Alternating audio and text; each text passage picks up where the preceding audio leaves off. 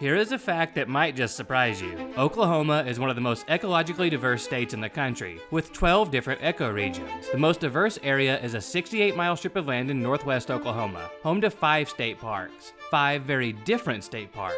Here you'll find the heavy timber and artesian waters of Boiling Springs, the beautiful gypsum caves of Alabaster Caverns, the rolling sand dunes of Little Sahara, the rugged red earth badlands of the Gloss Mountains, and the expansive salt flats of the Great Salt Plains. My name is Jeff Bell. I grew up in northwest Oklahoma and have been to these parks countless times. Plus, I'm a 2-time middle school Geography Bee champion, so I'm the perfect person to make this video. Join me as we explore the unique geography of northwest Oklahoma. To understand the geological process that formed this unique area, we have to travel back 250 million years to the Permian Age, or 5,000 years depending on your sources. During that time, the western half of Oklahoma was covered by a large inland sea known as the Western Interior Seaway. Eroding sand and mud from the eastern half of the state flowed into the seaway and mixed with iron oxide, creating Oklahoma's famous red dirt. At the same time, on the seaway's western boundary, rivers from the Rocky Mountains flushed out rock and sediments and ushered them to the east. As time passed and the climate changed, the area became dry and arid, and the seaway receded, leaving behind deposits of gypsum, salt, and presumably a bunch of very confused fish. Over time, the seaway rehydrated at least 3 times, creating layers of gypsum and shale, layering that is easy to see on the mesas of the area today. Through a series of tectonic uplifts that ended about 1.5 million years ago, this area was raised like a set of geological stair steps. This stair stepping is one reason these 5 state parks are so diverse. Let's take a look at the unique geography of each state park, starting at the top of the staircase at Boiling Springs and moving to the east. At the top of the staircase, at an elevation of 1,909 feet, is Boiling Springs State Park, an oasis in the center of rolling sage hills that is a geographic oddity. The area has been called the last stand of heavy timber, since it is the final forest you'll see if you travel from the plains of the east to the Rocky Mountains of the west. Boiling Springs is an oasis for 2 reasons: rich soil and abundant water. Boiling Springs State Park was once covered in nutrient-rich gravel, sand, and clay brought into the area by rivers from the Rocky Mountains. Over millions of years, weathering reduced the rocks to fertile soil. Second, the park is wetter than the surrounding area due to the natural springs. Flowing groundwater just below the surface trickles up through a layer of limestone and then bubbles through the sand, giving the impression that the sand is boiling, but in fact, it is refreshingly cold. The best way to explore the park is on foot. Near the park entrance, you can walk to a shelter and view the boiling sand springs, which, I'm not gonna lie, is a little underwhelming. From there, you can walk the flat river trail through the forest to the North Canadian River. The sign says you are at the park boundary and do not trespass, but you're an intrepid explorer and you'll just ignore the sign and check out the river. In the center of the park is Shaw Lake, a reservoir that's great for fishing and was the old swimming hole back in my grandparents' day. Plus, there are several trails through the forest that start at the lake. You'll likely see wild turkeys and white-tailed deer in the early morning or late evening. You probably won't see the elusive bobcats, coyotes, skunks, or raccoons that inhabit the park, since they tend to stay away from the humans. When I was a kid, there were stories of devil worshippers living in the forest, but they seem to be as elusive as the bobcat, since I never saw any of those either. 20 miles away and 200 feet lower in elevation is Alabaster Caverns State Park, home to the largest gypsum cave in the world that is open to the public. During the last major Rocky Mountain uplift, the area around the Alabaster Caverns raised over 1,000 feet, which caused the geological deposits left by the Western Interior Seaway to crack. These cracks allowed both seawater and meltwater from the Rocky Mountains to channel through them. The flowing water eroded the soft gypsum rock, hollowing out the hillsides and starting a cycle of cave development that continues today.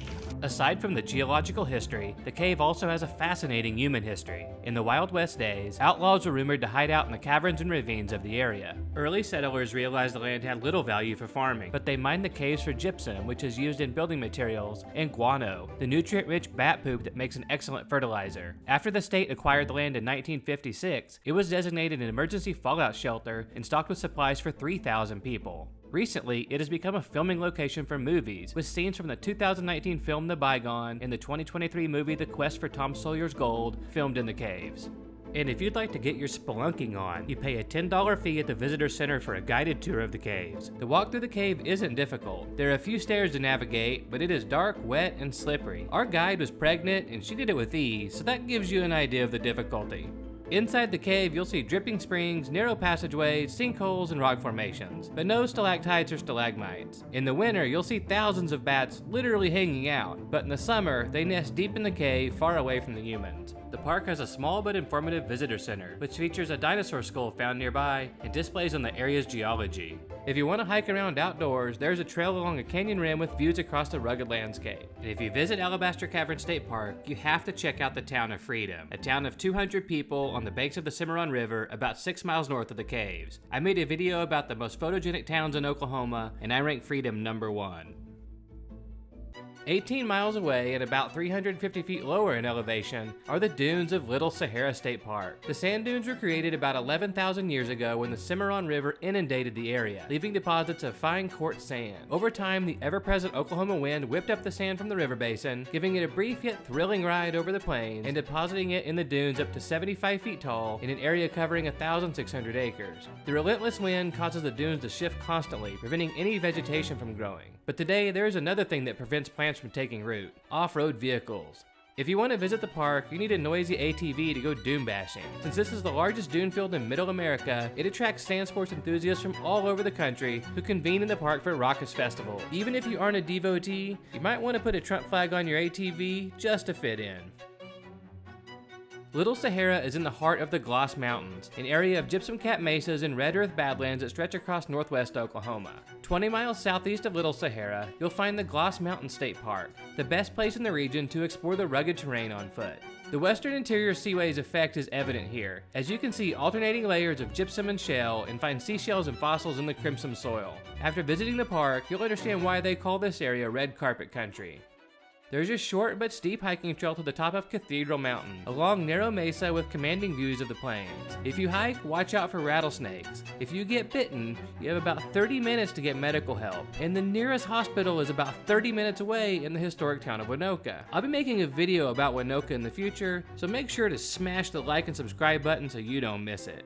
30 miles east, at the bottom of the geological staircase, we reach the geographic anomaly of the Great Salt Plains. Salt plains usually form in deserts and mountain basins, but the salt fields in Oklahoma are in the middle of the plains in an area that gets about 35 inches of rain each year. So how did the salt get here? Well, if you were paying attention, you remember this area was once covered under an inland sea. When the water finally evaporated, it left behind a thick layer of salt, which was subsequently covered by erosion from the surrounding mountain ranges. For millions of years, water has percolated up through the salt-saturated sand, eventually rising to the surface and evaporating, leaving a thin layer of french fry crystals on the surface. You can do a unique activity at the Great Salt Plains Wildlife Refuge: dig for selenite crystals that grow in the salty soil. It may seem strange to dig holes in a protected area, but burrowing for crystals is actually good for wildlife. Migrating birds use the water holes for drinking water and make nests on the mounds. If you dig for crystals, wear sunscreen, bring a hat, and be prepared to get very, very dirty. Just west of these 5 state parks is the Oklahoma Panhandle, an area with a fascinating history and geography. To learn more about this area that was once called No Man's Land, click here.